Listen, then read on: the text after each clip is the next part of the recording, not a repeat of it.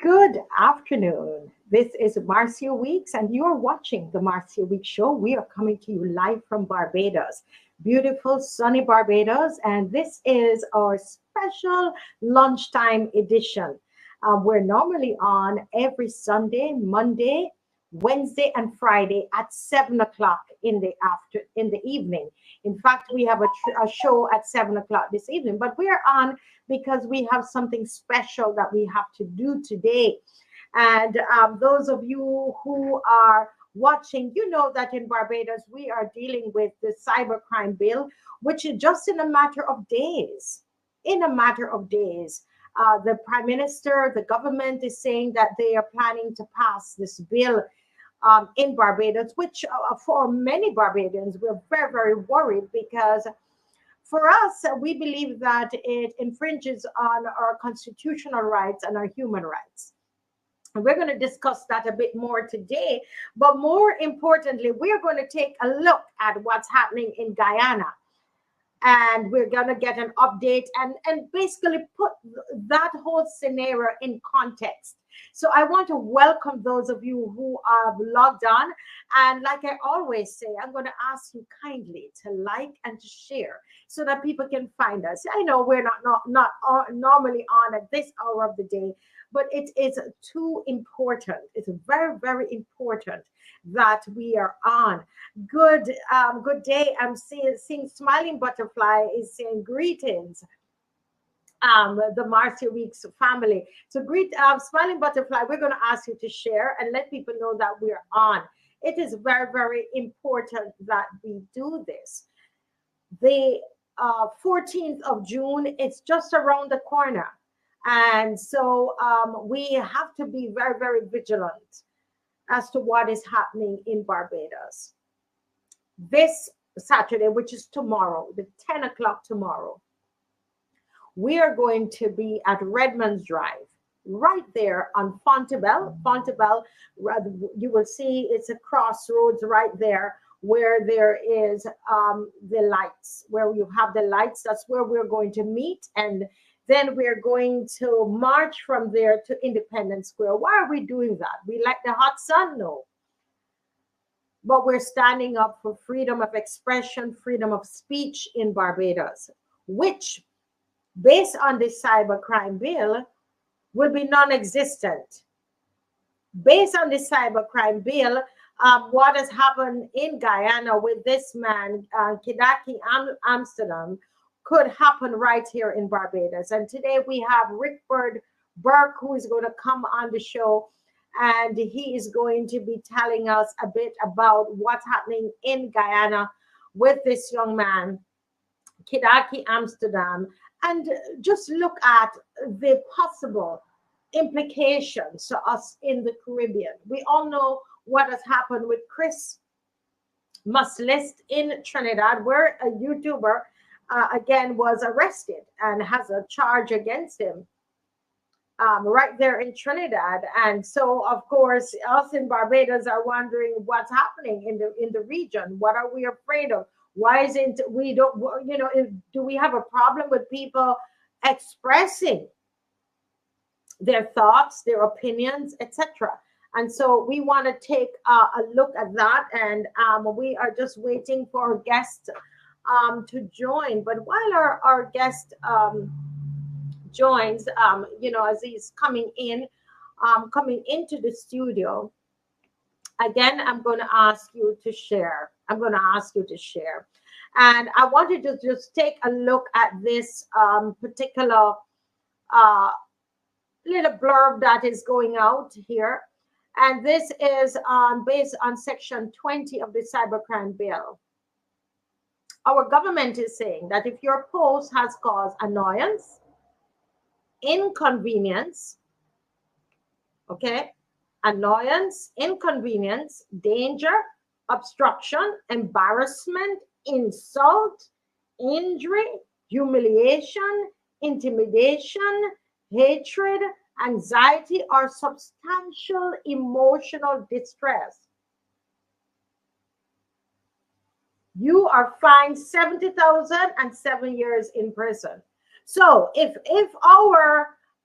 your post has caused anyone in Barbados, including our political officials, any emotional distress, any kind of anxiety, any kind of insult, any kind of humiliation, any kind of embarrassment, any annoyance.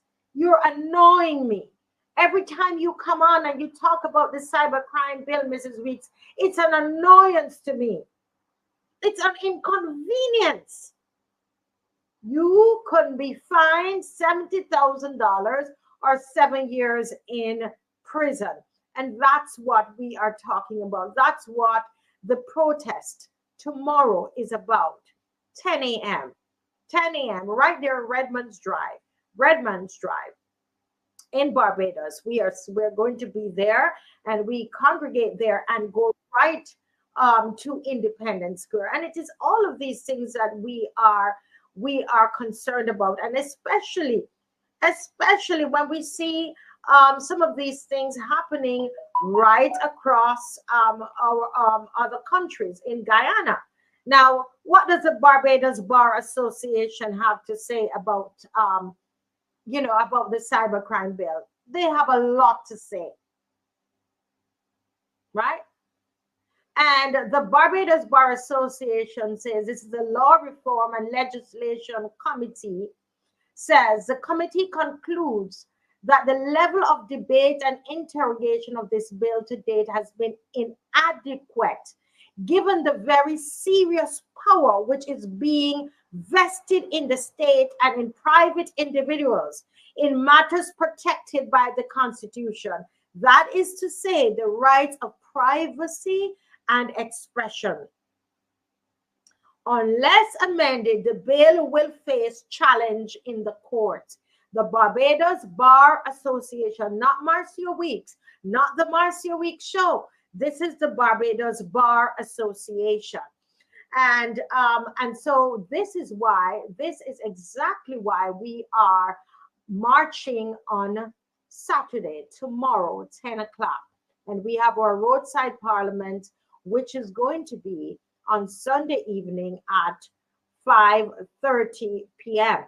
Now, we have with us an esteemed guest this evening, one of those who, I tell you, whenever we talk of this bill, the person that comes to mind is Mr. Rickford Burke. And, I know that a lot of Bajans are saying to me, contact Rickford. And this was even before what happened to Kidackie Amsterdam, which I'm going to let Mr. Burke come in and give us the overview of what and the background of what has happened to Mr. Kidackie Amsterdam, a Guyanese in Guyana. But Rickford Burke is the president of the Caribbean Guyana Institute for Democracy, CGID. He's also an international law consultant, a Guyanese American community leader in the US, and a human rights activist who's been targeted by the Guyana government for its powerful advocacy against the government's alleged corruption and racism in Guyana. That's Mr. Rickford Burke, and we are so happy to have him on this afternoon. Good afternoon, Mr. Burke. Good afternoon to you, and good afternoon to your listeners. Thanks for having me. Yes, so listen. There's no one else really I could interview about this kind of topic other than Rickford Burke. You have seen it all. You have experienced it all. Welcome again, sir. And can you give us a background of those viewers who are watching and hearing about Kidackie Amsterdam? Can you give us a background on what has happened to Kidackie Amsterdam? Well, again, thank you for having me, and thanks for your kind words of introduction. So Kidackie Amsterdam is a talk show host like you.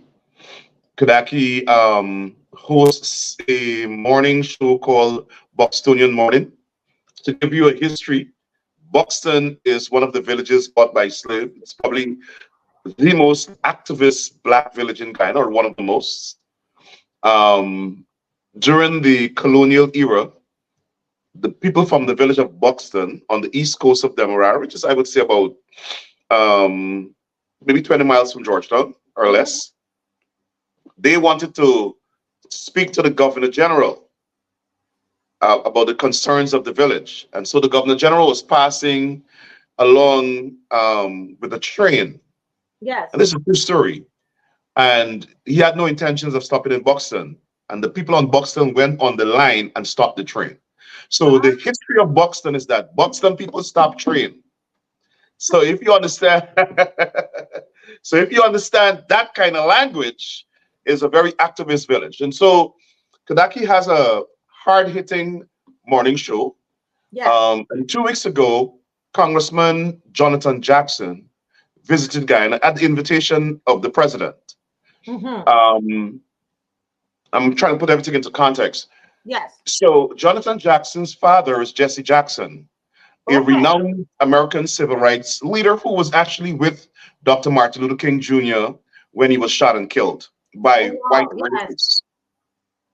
And the government of Guyana, because of our advocacy here, has been targeting Black leaders of consequence in America to ingratiate themselves with, because we've had some significant leaders in this country criticize the government of Guyana.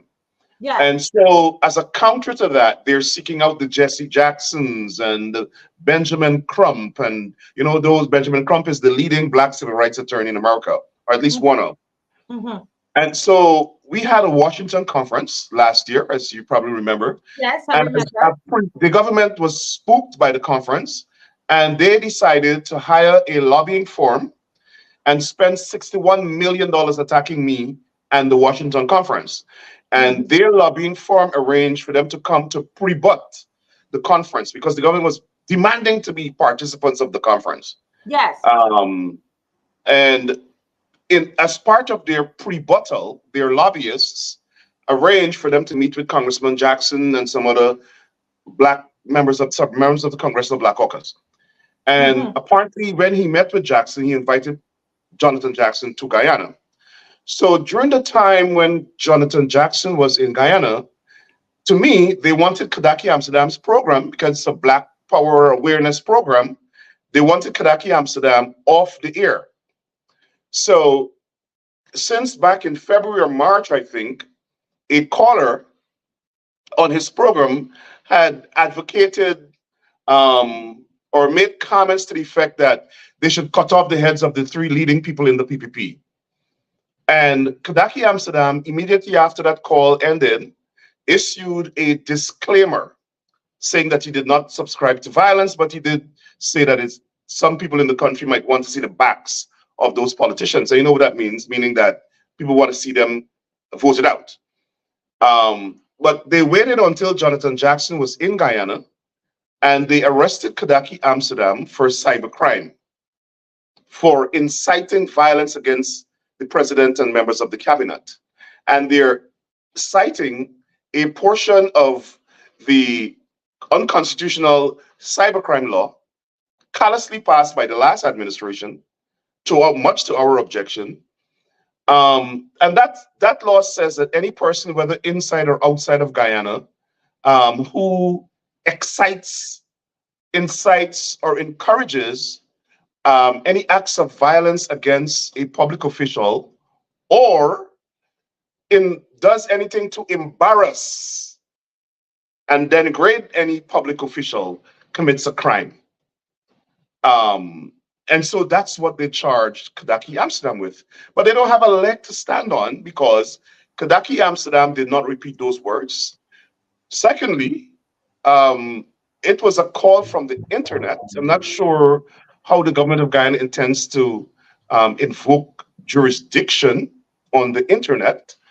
And third, Kidackie Amsterdam is a journalist and engages in free expression.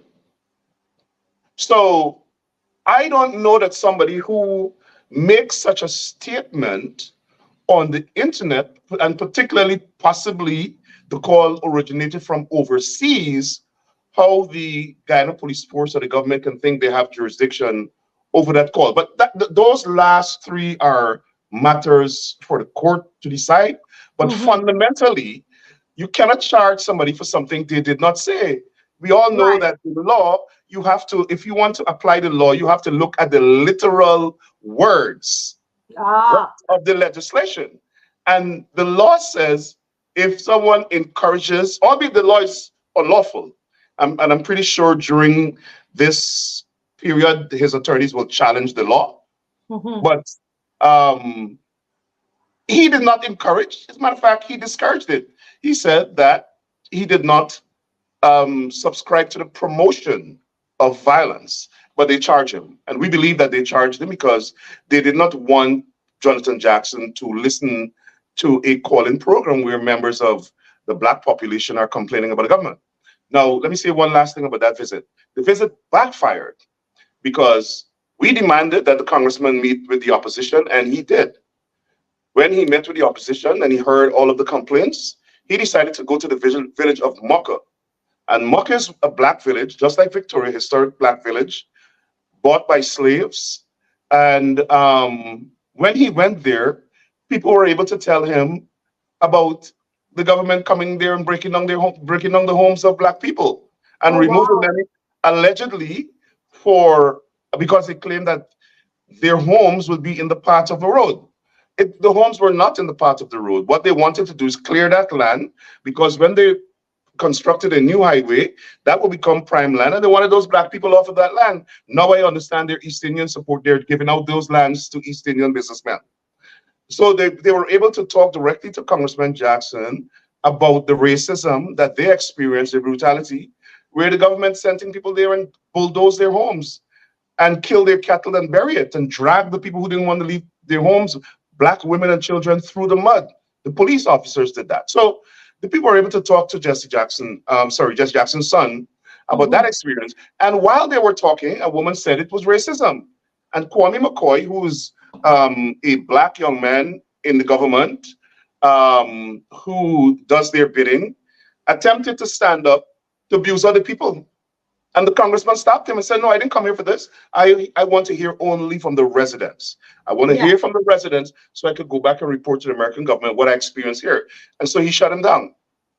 But coming back to Mm. Kidackie Amsterdam, I am hard pressed to see how the government is going to prove that Kidackie Amsterdam committed a crime.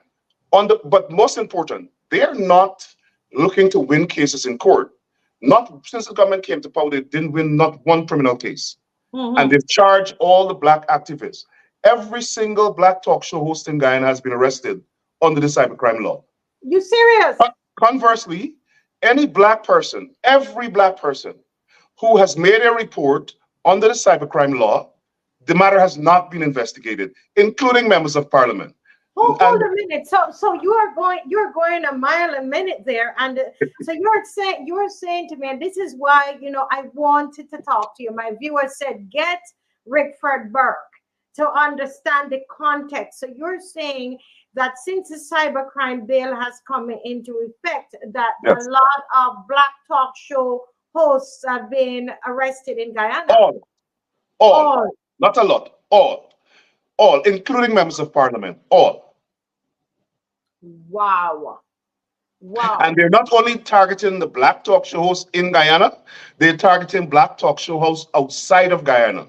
The Mm-hmm. vice president, the attorney general, and the police commissioner warned that any Guyanese, any part of the world, criticize the government or says any comment that they deem unfavorable that can fall under the Cybercrime Act, they will charge them in any part of the world. And they have a right to send a police officer or an agent from Guyana to any Guyanese home across the world.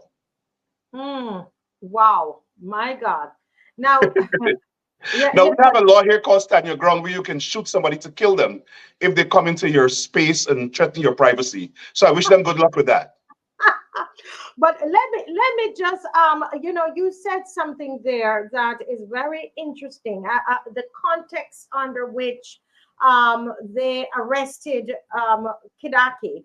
And so you're saying that this happened during the visit of the son of Jesse Jackson? Yes, Mm. it happened. Um, It happened when the congressman was visiting the country. And Yeah. then, but that's not only it, Marcia. What was most disturbing for us is they shackled him, right? And then the police issued a statement referring to him as a Negro.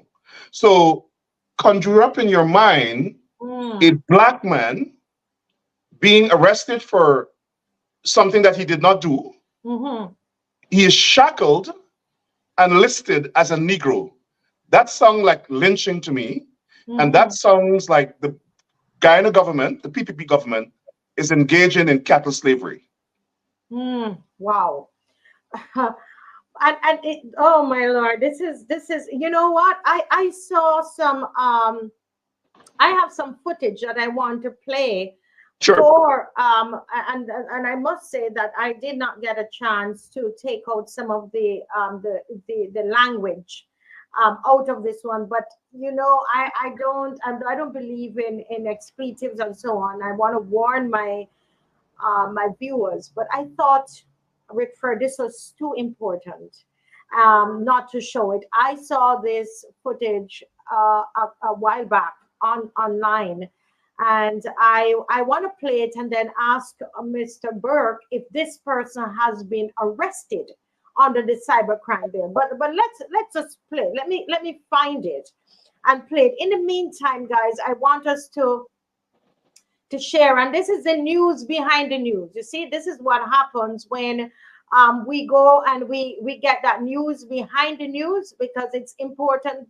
Barbadians, those from Trinidad who are watching, that we understand the news behind the news. So now that we understand the context, right, in which this this gentleman, Mr. Kidackie Amsterdam, was arrested, you see the bigger picture of what is happening. Let's listen to this East Indian young man, and pardon the some of the expletives, okay? Please, it's 1:10, but we've got to listen to it. Please endure it with me. Thank you.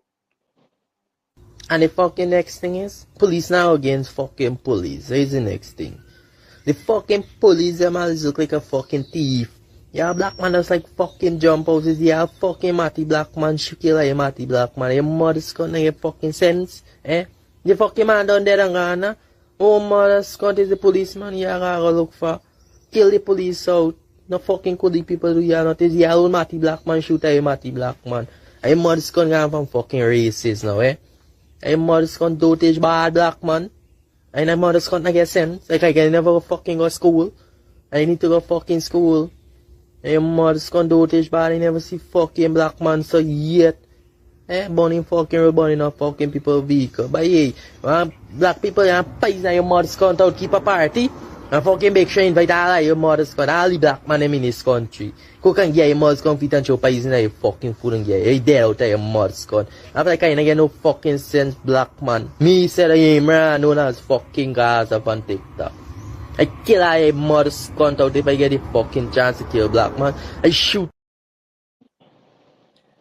Now, listen, guys, I told you and I warned you, and for those of you who are going to write me, you know I don't normally put this kind of thing on, but I only got it today, and I had to put it on because I thought, Mr. Burke, I thought watching this, I mean, I'm hearing the Guyanese accent is thick, which I love it, but it's talking about poisoning black people.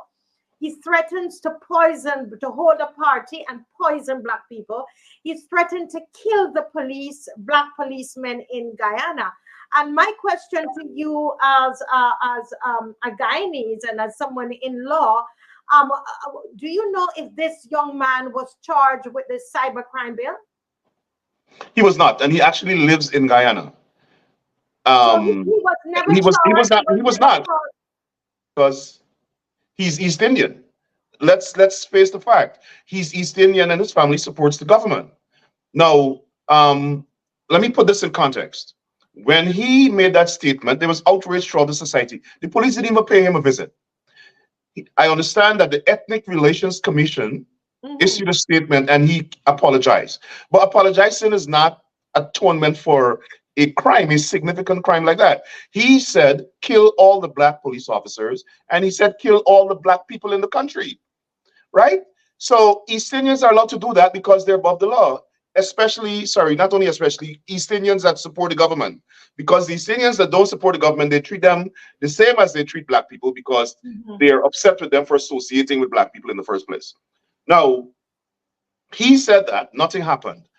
There is no East Indian, sorry, there's one East Indian that I know of, and he's from the opposition, that was charged under the Cybercrime Act, right? And that's a man by the name of Mr. Malcolm Harry Paul. And they're treating him just as badly as they treat black people. It's because he's associated with black. Outside of that, no East Indian who have said anything about killing black people, about poisoning black people, any sort of thing, cut off our heads, none of them has been charged.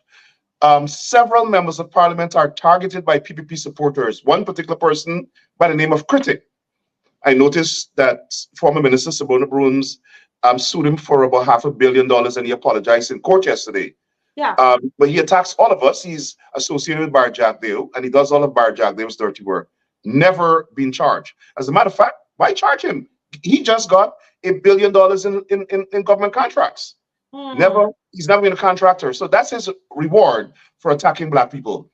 Also, Amanza Walton Desir, the Shadow Minister of Foreign Affairs, has filed cybercrime complaints. The Member of Parliament for Mucka, the East Bank Demerara, where that has been the leader in the advocacy against the brutality against the people of Mucka, she has filed cybercrime complaints. No police investigation. The cybercrime bill under this government is only for black people in Guyana. And I want to say this. The government has been attacking us when we speak out about the rights of black people and against abuse of black people. Yeah. And I know that some of the trolls might come on your show and write, but let me say this. I am unapologetically black, Afro-Guyanese. I advocate for the rights of all people, but I advocate specifically for the rights and civil liberties of black people, people of African descent, because all over the world, we are under attack. All over the world, racism is resurging. All over the world, we have people not taking enough steps to ensure that we bury tendencies of apartheid and slavery. And it's resurging in Guyana in the manifestation of the atrocities committed by the PP government. And I'm alarmed by the silence of Caricom heads. Caricom is headquartered in Guyana. I've always said that. And the abuse of black people in Guyana, to me, is celebrated by Caricom heads around the Caribbean because they ignore it. Also, the people of Barbados and others listening might find appalling the fact that when Nigel Hughes, the attorney for Kidackie Amsterdam, objected to him being described as a Negro, the Attorney General of Guyana, Anil Nanlal, defended it. He said it's a term that has been used since 1809, which is not true. But even if it was, you will defend it. And then he said the objection to the use of the word Negro was opportunistic and raised only because Congressman Jonathan Jackson was in Guyana. So that's what they think they now can tell black people when to raise objections to being inhumanely treated. And I am shocked that people around the Caribbean have not spoken out about the government of Guyana defending the use of an N-word to describe a black man that they shackled, to depict him as a slave under subjugation of PPP East Indians. That's just appalling, especially when you think of the context and what's happening in Guyana at this time. For them to label him as that, he should just be a Guyanese, instead of calling, putting that label on him. Well, apparently when they arrest you, they have to state your name, your age, your race, or whatever it is. So in this country, they put African American or black. Some people don't like the word black either. But in Guyana, and I'm not aware that I saw the former assistant police commissioner disputing whether that term has been used a long while. whether it's been used by this government or the past government, it is wrong. And we as Black people are saying that we object to it. And then you have an East Indian man saying, no, no, no, you can't object to that because we think it's a right label and it's an opportunistic objection and it has been used all along. You never objected to it. So you imagine the slave master, a slave catcher, back in the days of cattle slavery, telling a slave who is objecting to you calling him the N-word, hey man, a white man, hey, you can't object to that. It's been used since my grandfather days. Right, exactly. He's not saying, well, we must respect our African Guyanese brothers and sisters. Let us desist from using words that are insulting to their race. Now, you think if I or somebody in the Guyana police force use the C word or any other word to describe an East Indian, the country will break up, right? They will object straight to the United Nations. If we use a derogatory term, a racist term to describe our Amerindian or indigenous brothers and sisters, the world will come to an end. Yeah. But they are so contemptuous of Black people that he has had to assume the role of a bloody slave catcher to tell Nigel Hughes, another Black man, why are you objecting to the word use of the N-word to describe this shackled African Guyanese? It has been used for 100 years before, and you're raising it now as a little suspicious because you have a Black congressman in the country. Oh wow! Listen, I'm listening to you, and as I said, those of you who are watching, you've just joined us. This is Rickford Burke. He's Guyanese, and he's in charge of CGID in New York.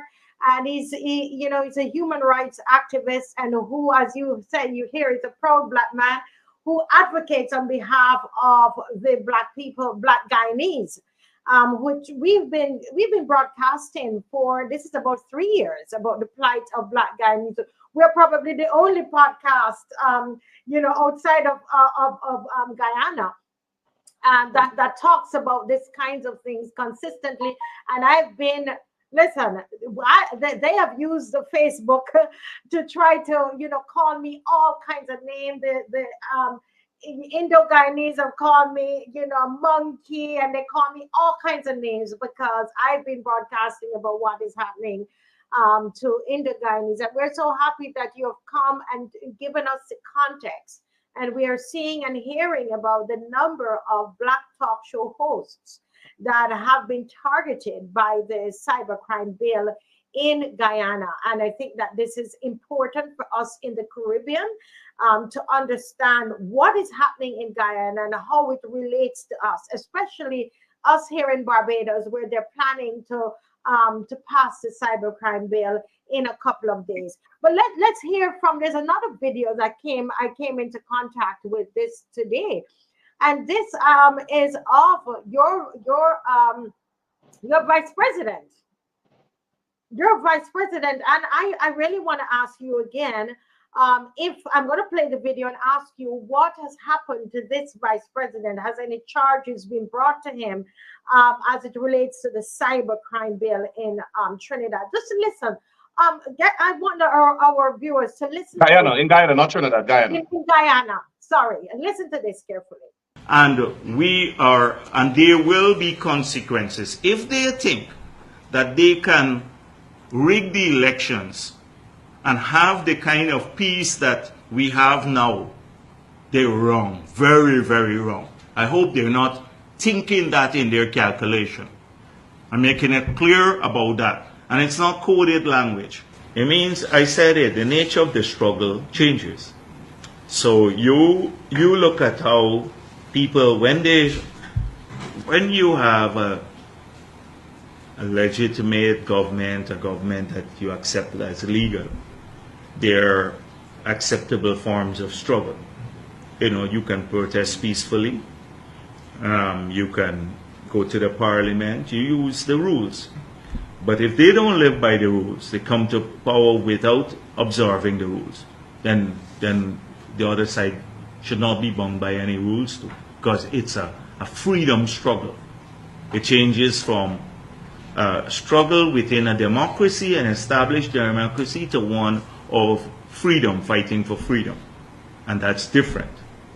Which entails what?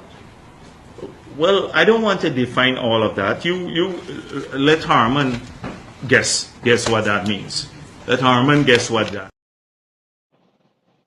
Wow, that is serious, and people need to understand. Can you put that in a context for us, because he is now the vice president, and this was said when he was in the opposition. Right. And he's basically, to me, it seems like, you can correct me if I'm wrong, he's basically letting the dogs out, really, and saying, go ahead. I'm speaking metaphorically.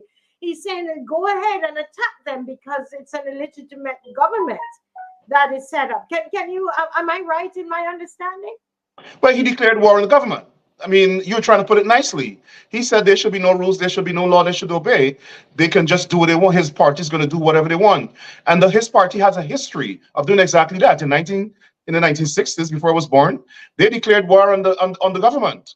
At the time, the Forbes-Burnham government, and because they lost election, and they killed black people and burned their villages down, burned black people alive. If they suspected you of giving information to the opposition, like, for instance, Mr. Abrams, everybody knows of Mr. Abrams, the incident of Mr. Abrams. He was the permanent secretary, I think, in one of the ministries, and they said that he leaked information to the opposition, and they went into his home and killed him and his entire family, lined them up against the wall and slaughtered them. They bombed a ferry that was plying the Georgetown, Demerara, the two main towns, route through the Essequibo River, and they bombed that boat, killing 40-something people, including the mother of a friend of mine. So that's their history as a violent party. And so he declared war on the government. He also called on his supporters to attack President Granger at the time when he was opposition leader, and President Granger was the president. He was never charged. I don't know why. I have serious problems with the Granger administration and their enforcement of the law against outlaws like Bar Jagdeh. Let me say this. Bar Jagdeh should be in jail.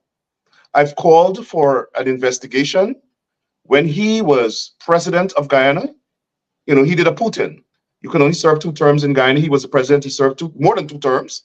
And when he was term limited, he attempted to change the constitution to give him lifetime presidency like Putin. And the Caribbean Court of Justice blocked it. When he was president, his government and his party allegedly formed death squads, and everybody in the world knows about this by now, that targeted and killed over 1,400 young black men with impunity. There's never been an investigation. No one has ever been charged. It is a genocide. It's a curse on the Caribbean and the world that we have not had justice. We are now engaging with the Congressional Black Caucus. The United Nations last month in Geneva called for an investigation of these crimes that were committed between 1999 and 2010. And the government has promised an investigation. They've always promised an investigation.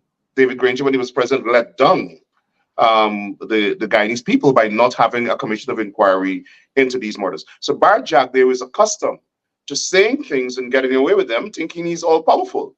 In that clip you just saw, he committed sedition. He threatened to declare war on the government. He threatened violence. It was very clear. And he was proud to say, I'm very clear. There should be no rules, no laws. We're not going to. You think I could say that? If I were in Guyana, you think I can say that? They'd throw me in jail. And let me say this. I'm the prime example of what they want to do with black people. I live in America. Yeah. I live in America. They send from Guyana an armed police officer who jumped on a flight, a plane, funded by an East Indian man, businessman who supports the government. That's how they got the ticket. Sending a police officer from Guyana on a plane all across an entire continent, came to my home, got in touch with somebody else, some other gunman, came to my home, rushed into my yard, came straight to my door when I was leaving to go to church to give me some paper saying I violate the Guyana cybercrime law. And people who were with me were armed. They were armed. We could have had, if we didn't exercise restraint, we could have had a very deadly situation. And by the way, the government proudly announced that they did it. And the FBI has, so the NYPD has classified it as an act of international terrorism. The FBI seized the documents they left. I'm hearing something playing. Is that me or you? You're hearing what? Something is playing. There's a video playing. No, that's not me.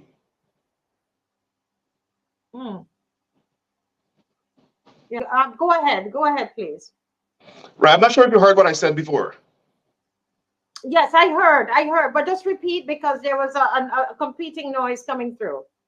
Oh, so what I was saying is that the FBI, they left a document. I didn't take any document from them. I just walked past them, left them in my yard. They tampered with my mail when I left because we circled the block and we saw them. They tampered with my mail, searching through my mail. I don't know what they were trying to look for. They left a document on my step. The FBI came and seized it.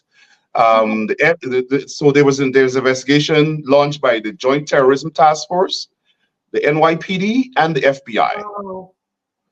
And subsequently, periodically, the police comes to my home and sits outside my home to make sure that me and my family are safe because of a threat of international terrorism by the government of Guyana.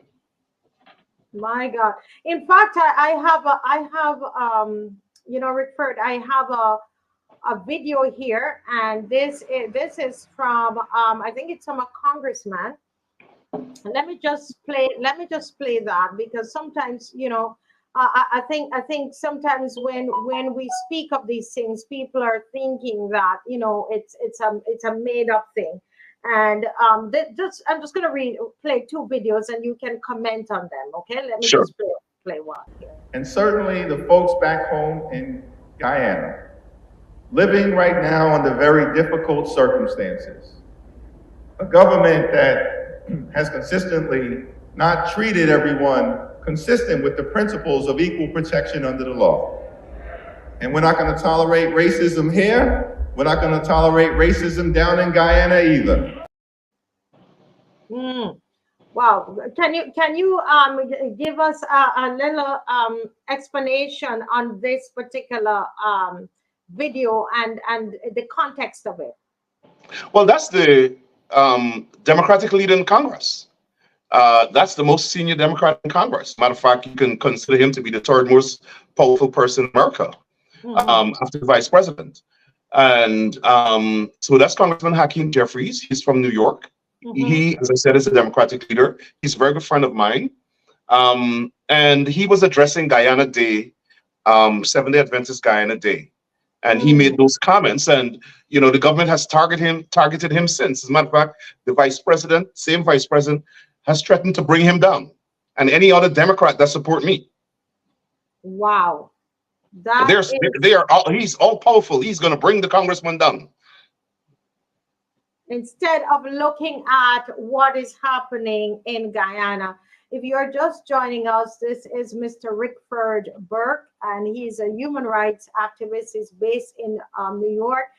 He advocates on the behalf of Guyanese, and he is here alleging that the Guyana cybercrime bill targets Black Guyanese, because he's saying that quite a number of Black Guyanese talk show hosts, as we would have seen in Kidackie's case, have been charged under the cybercrime bill. And we've just shown you a young East Indian who has threatened Black people to poison them, threatened the police, to kill the police, and nothing has come of it, no charge. He's just been asked to apologize.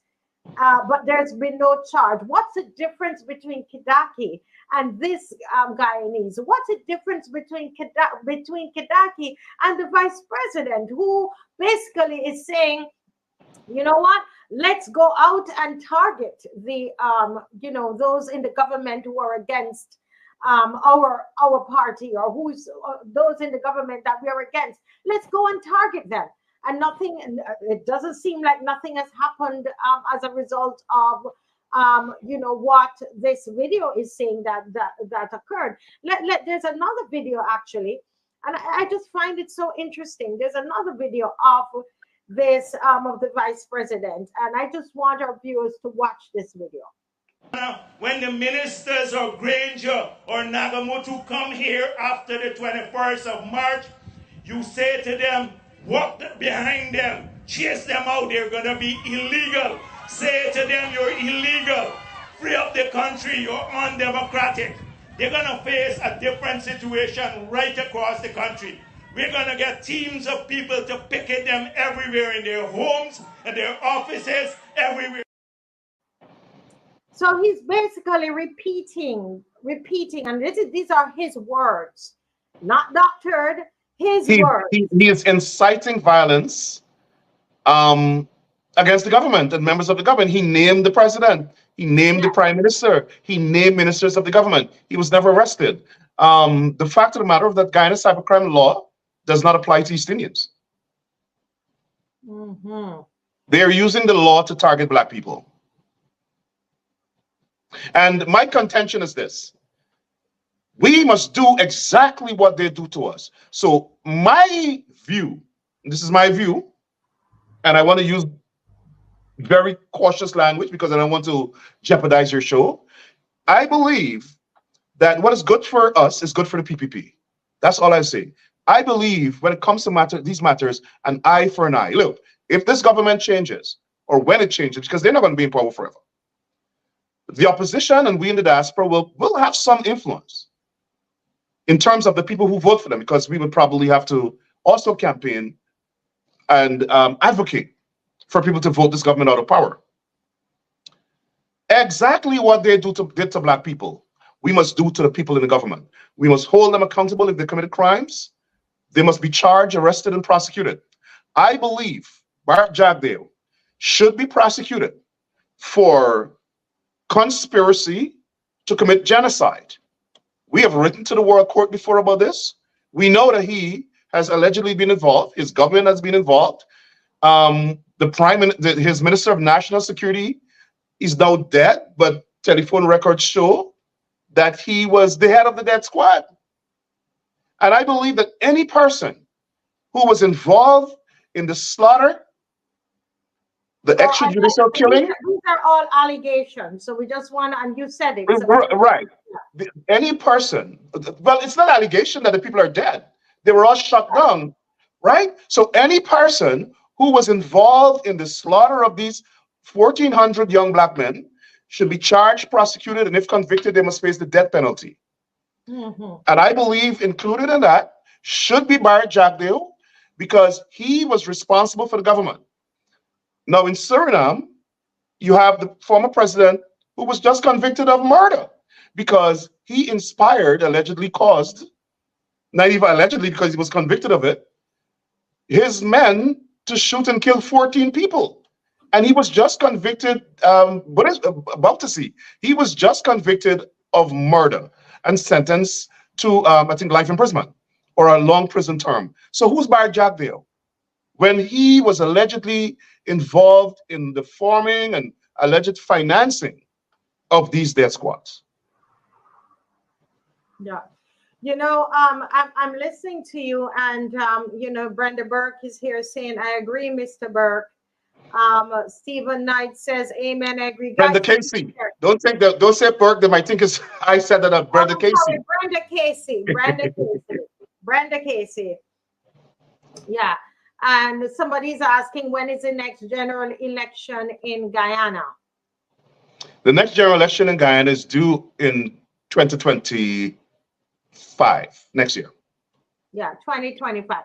Now, we are here talking about Guyana, and we have another 10 minutes in this program. And I know you didn't come on here to talk about Barbados, but I want to ask you, if you have heard anything about the cybercrime bill of Barbados. Because the reason I'm asking you, Mr. Burke, it's because in our parliament, one our past attorney general, former attorney general, he made mention of the cybercrime bill of Guyana. In fact, he was praising it.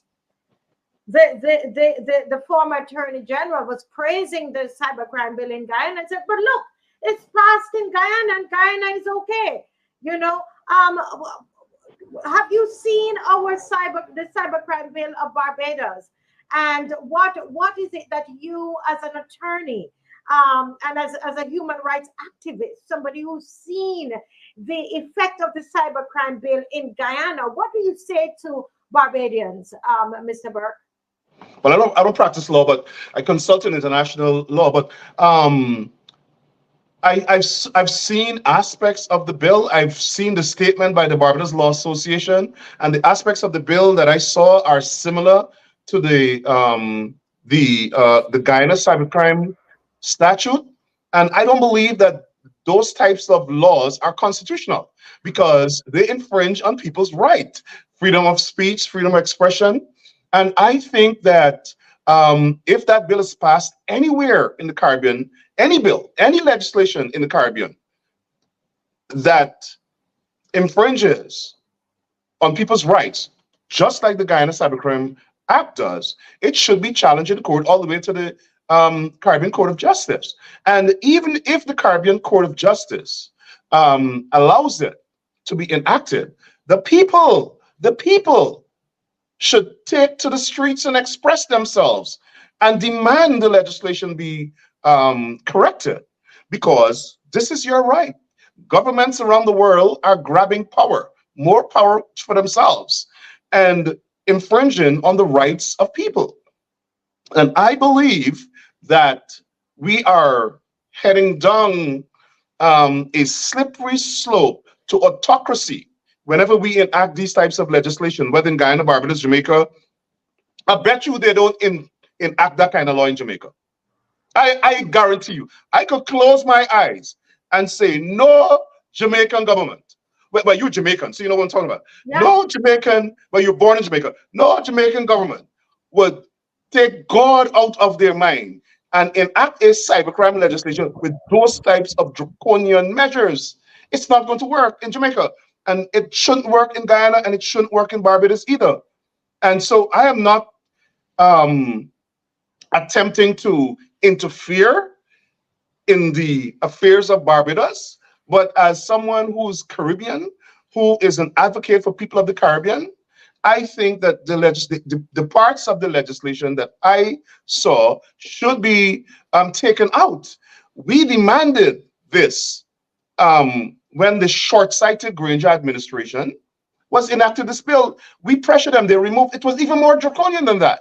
They removed certain provisions where they actually attempted to make what you and I would call libel, which is a civil violation of the civil law where a person can file civil action. The Guyana cybercrime proposed bill that the last government attempted to enact made it a crime. So in other words, if I committed libel, or if I slander you saying, you know, Marcel Weeks, so, and you believe it's slander, you can go file a police report and the police will arrest me. That's the nonsense that these people are doing. And we warned them that you're not going to be in power forever. And now this racist government is using the exact law that we warned them about. CGID campaigned against the enactment of this law, and they enacted it. And now the government is using it against Black people. And I hold David Granger and his administration responsible for what the government is doing to Black people with this bill. And certain people should never be in government again because they're irresponsible. And that should be the sanction. People who pass that Guyana Cybercrime Act should never be elected into government because they're responsible for the destruction of the lives of Black people by passing this bill. Yeah.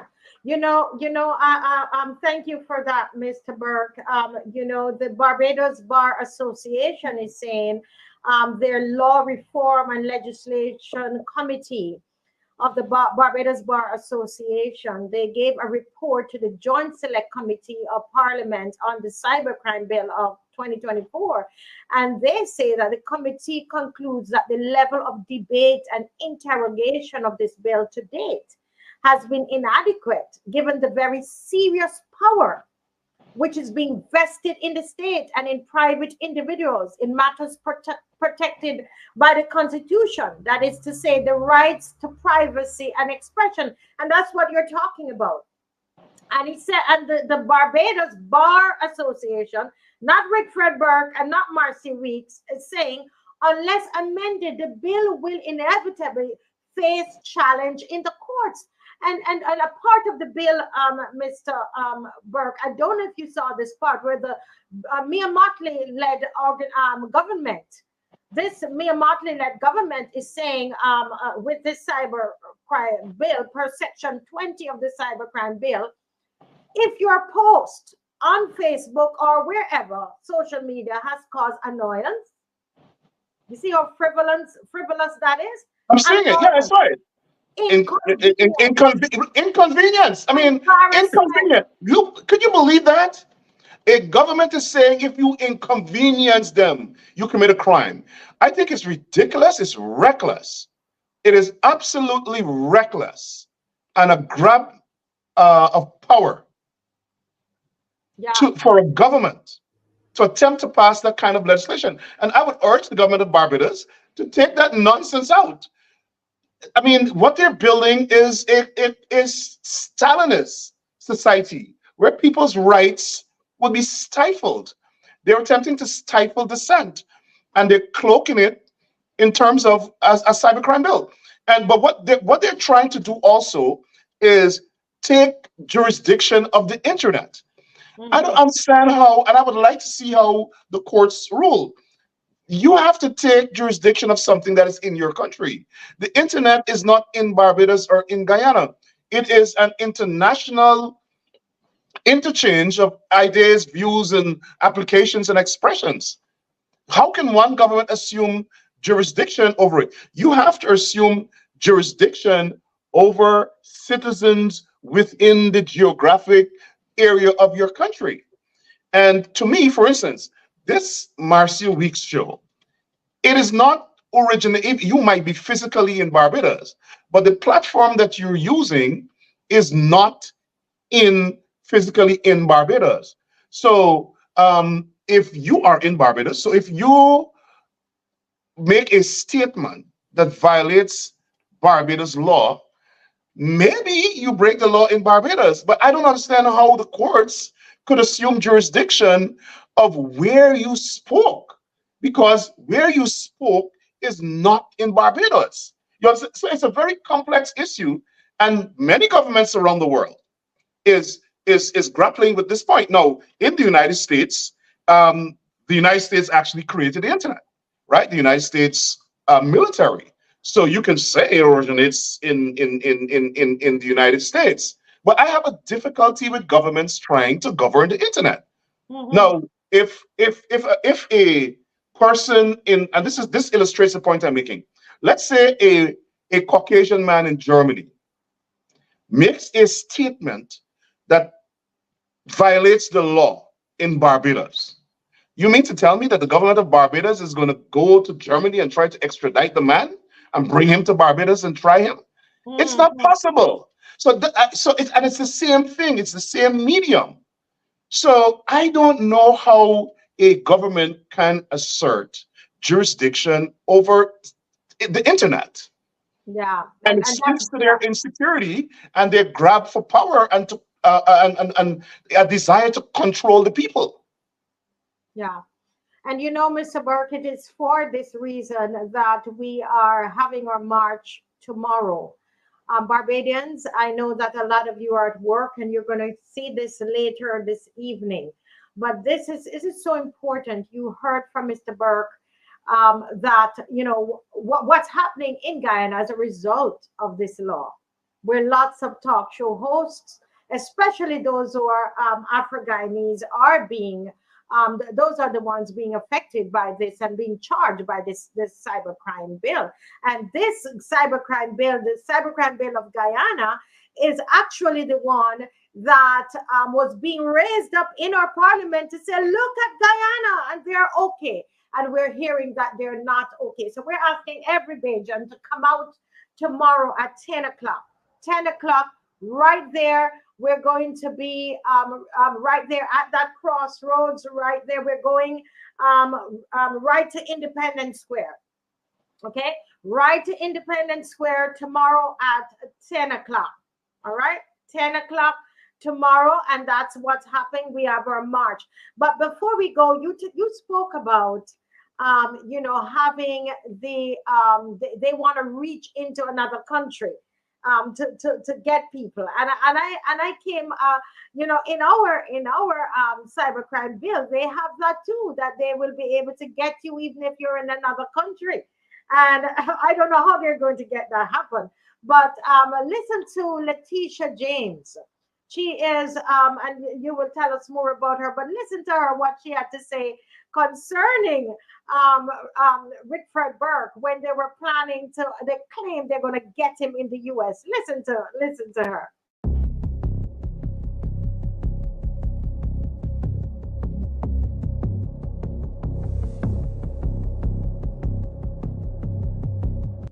I came here to listen, but what I heard is very disturbing, extremely disturbing. And so my comments, I stand and reaffirm the comments of my brother, Congressmember Jeffries. The United States will not tolerate racism in Guyana or any other country. And I also want the officials to know that if any harm comes to Rickford Burke, let me say that again. If any harm comes to Rickford Burke or anyone on this dais or anyone in this room, there'll have to be answers. We will immediately demand answers, and I can tell you that someone will be held accountable for those actions.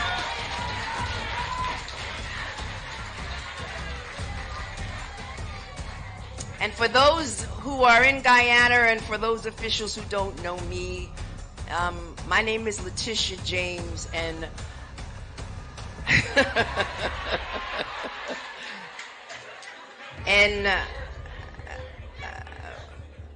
whether you're in the White House or the State House means nothing to me.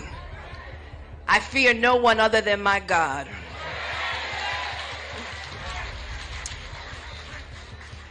And courage is a requirement of this position. Every elected official requires courage and requires having a steel in your backbone. And so I believe in democratic institutions, and I believe that Guyana needs strong democratic institutions, and I will defend that. And I will abhor any discrimination or racism of any people, particularly people from the African diaspora. We have also in this country, we have attempted to root out corruption. We've attempted to address issues of poverty, and we're not perfect in this country. We still know that there are individuals who unfortunately live in poverty, and we call them out. You see, we believe in the First Amendment in our Constitution, the right to free speech, the right to journalism. Journalists should have free and fair, the ability to report whatever they seek without any interruption. We believe that discrimination should be called out. We believe that racism should be called out. We try to call out class struggles as well. And so all that I have to say is the following, is that I, again, will, along with my Democratic Attorney Generals across the country, will be calling upon DOJ, Department of Justice, as well as the Biden administration, and to look into the allegations that have been put forth this evening.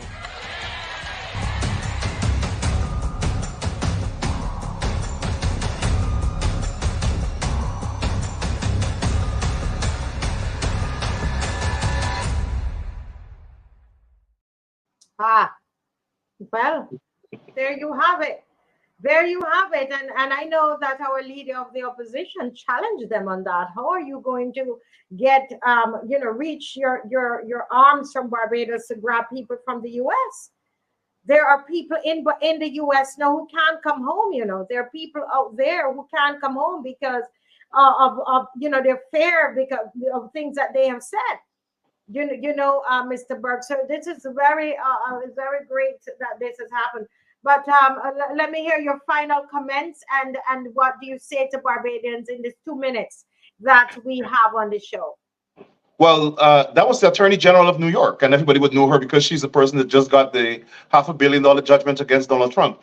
And she was very clear that in those positions, it required people with backbone. And, she was attacked. The government hired a lobbyist or somebody to attack her. She was in the middle of an election campaign. They went to her opponents. They held a 7-member march with her opponent, call on Indian people not to vote for her. She won with about 60-something% of the votes. So it shows that they have no impact here.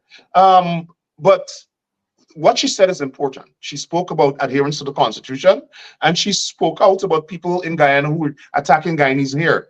Let me also say this, that the FBI has discovered that the government of Guyana sent an official from the Guyana police force who has been, against whom there's evidence that he contacted a hitman to have me killed.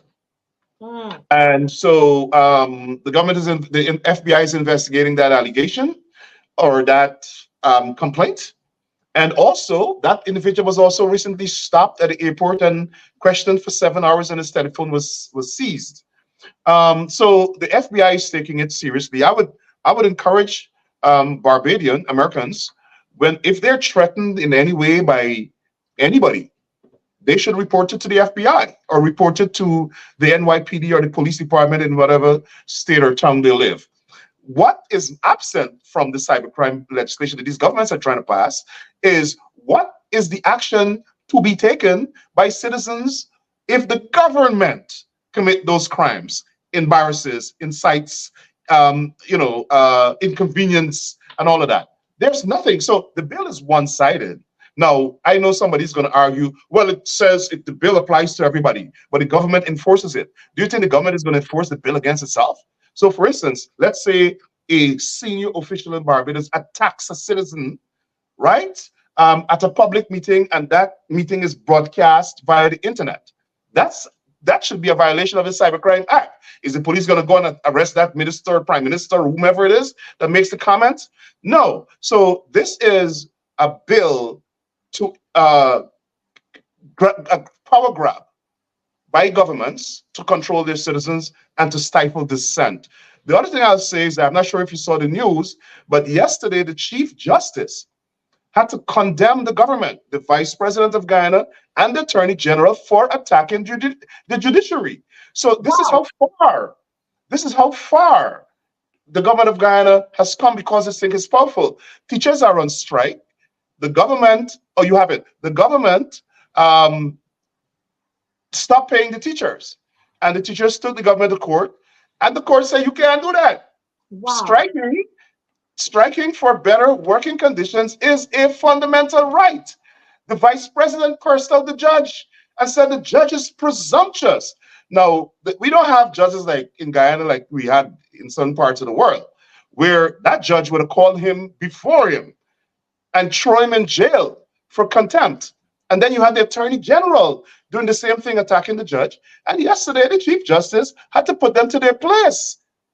So we are, and the government declared, the ruling party had their Congress 3 weeks ago, and they declared that the political philosophy of the government is democratic centralism.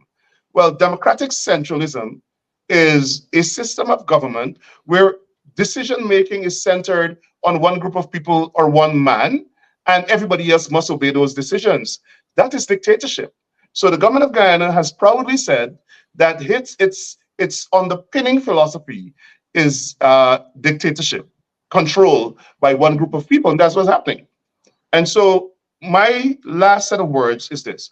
People all across the region, all across the world, must stand up for their rights.